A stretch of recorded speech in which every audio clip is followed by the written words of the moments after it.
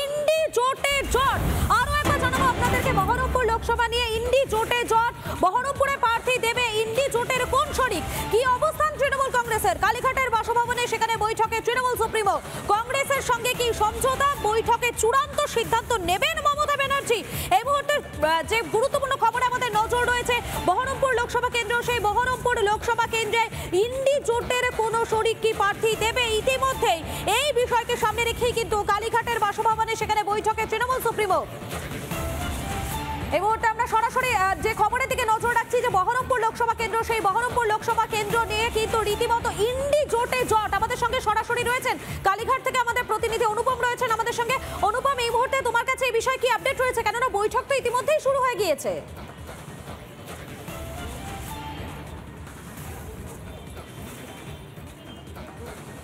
দেখো, তোমায় জানিয়ে রাখি বৈঠক প্রায় শেষের পর্যায়ে রয়েছে। এই মুহূর্তে মমতা বন্দ্যোপাধ্যায় ভেতরে বক্তব্য রাখছেন। আজকের এই বৈঠকটা মুর্শিদাবাদ জেলা নিয়ে যেটা চলছে সেটা অত্যন্ত গুরুত্বপূর্ণ, কারণ এই জেলায় যে 3টে লোকসভা রয়েছে তুমি জানো যে মুর্শিদাবাদের মধ্যে, তার মধ্যে বহরমপুর লোকসভায় দীর্ঘ সময় ধরে কংগ্রেস তারা জিতে আসছে, অধীর রঞ্জন চৌধুরী সাংসদ। এবার যে জোটের কথা বলা হচ্ছে সর্বভারতীয় স্তরে কংগ্রেস এবং তৃণমূল কংগ্রেস এবং সিপিএম, যদি এই জোট হয় তাহলে এই বহরমপুর আসন ছাড়া আর কোন কোন আসন তৃণমূল কংগ্রেস ছাড়বে। এখন যদি জোট না হয় তাহলে অধীর চৌধুরীর বিরুদ্ধে তৃণমূল কংগ্রেসকে এবার প্রার্থী দিতে হবে। প্রার্থী কে হবেন সেটা নিয়েও কিন্তু যথেষ্ট জল্পনা থাকবে। অন্যদিকে তোমায় জানিয়ে রাখি এই 3টে লোকসভা কেন্দ্রের আগে 2021-এর যে বিধানসভা নির্বাচন হয়েছে সেখানে যেটা দেখা যাচ্ছে যে তৃণমূল কংগ্রেস কার্যত এই মুর্শিদাবাদ জেলায় নিজেদের অস্তিত্ব জানান দিয়ে দিয়েছে। একটা মাত্র আসন, যে আসনে বাইরন বিশ্বাস তিনি বাম এবং কংগ্রেসের জোটের প্রার্থী হিসাবে জিতেছিলেন, সেই বাইরন বিশ্বাসের আসনটিও কিন্তু পরে তৃণমূল কংগ্রেস তারা নিয়ে নেয়। স্বাভাবিকভাবে এই মুর্শিদাবাদ জেলায় তৃণমূল কংগ্রেস তারা এই মুহূর্তে রাজনৈতিকভাবে শক্তিশালী, কিন্তু যেহেতু জোটের প্রশ্ন আসছে সর্বভারতীয় স্তরে তৃণমূল কংগ্রেস, সিপিআইএম এবং অন্যান্য যে শরিক দলগুলো যে জোটের কথা তারা বলছে, সেক্ষেত্রে দাঁড়িয়ে এই বহরমপুর লোকসভা কেন্দ্রে কি হবে? এখানে কি তৃণমূল কংগ্রেস প্রার্থী দেবে, নাকি তৃণমূল কংগ্রেস এখানে এই আসনটি কংগ্রেসকে ছেড়ে দেবে? সবটাই নির্ভর করছে জোটের ওপর। যদিও তৃণমূল সূত্রে যেটা দাবি করা হচ্ছে যে তারা প্রথমেই চেয়েছিল যদি জোট হয় কংগ্রেসকে 2টো আসন দিতে তারা প্রস্তুত, যার মধ্যে এই বহরমপুর ছিল এবং মালদার একটা আসন ছিল। এই জায়গায় দাঁড়িয়ে জোটের ভবিষ্যৎ এখনও পর্যন্ত অনিশ্চিত। এখনও পর্যন্ত পাকাপাকিভাবে জোটের তরফে কোনো বার্তা দেওয়া হয়নি যে কতগুলো আসন তারা ছাড়তে চায়, অর্থাৎ তৃণমূল কংগ্রেস কতগুলো আসন ছাড়তে চায় কংগ্রেসের জন্য, কংগ্রেস কতগুলো আসন লড়তে চায়, সিপিআইএম কতগুলো লড়তে চায়, অন্তত পশ্চিমবঙ্গের ক্ষেত্রে এইটা এখনও পর্যন্ত স্পষ্ট নয়।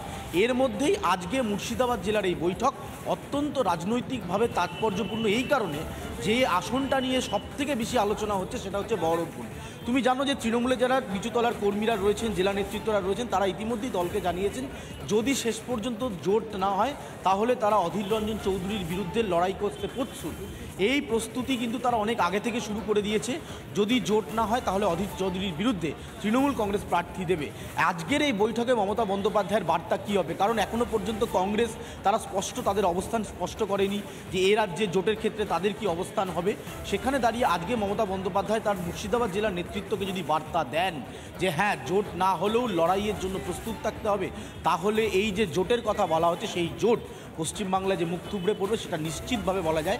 কারণ এখনও পর্যন্ত এই জোট নিয়ে কোনো স্পষ্ট বার্তা কোনো রাজনৈতিক দল, সেটা তৃণমূল কংগ্রেস হোক, সিপিআইএম হোক বা অন্যান্য শরিক দলগুলো, সেগুলো তারা কিন্তু এখনও পশ্চিমবঙ্গে আসন সমঝোতা নিয়ে ফাইনাল কোনো লিস্ট তারা কিন্তু তৈরি করেই। এই পরিস্থিতি দাঁড়িয়ে আজকের এই বহরমপুর জেলা, বহরমপুর লোকসভা কেন্দ্র এবং মুর্শিদাবাদ জেলার যে বিস্তীর্ণ জায়গা রয়েছে যেখানে তৃণমূল কংগ্রেস 2021-এর নির্বাচনে কার্যত ধুয়ে মুছে সাফ করে দিয়েছে কংগ্রেসকে, সেখানে দাঁড়িয়ে এই যে বাইরন বিশ্বাসের যে আসনটি সেটাও প্রথমে বাম এবং কংগ্রেসের জোটে থাকলে পরে সেটাও তৃণমূল কংগ্রেস চলে আসে। ফলে সব মিলিয়ে আজকে দলনেত্রীর বার্তার অপেক্ষা, তারপর আরও স্পষ্ট হয়ে যাবে মুর্শিদাবাদ জেলা নিয়ে তৃণমূল কংগ্রেসের এই মুহূর্তে কি অবস্থান। একেবারে এই বৈঠকের দিকে আমাদের নজর থাকবে। আপাতত তোমাকে ধন্যবাদ অনুপম।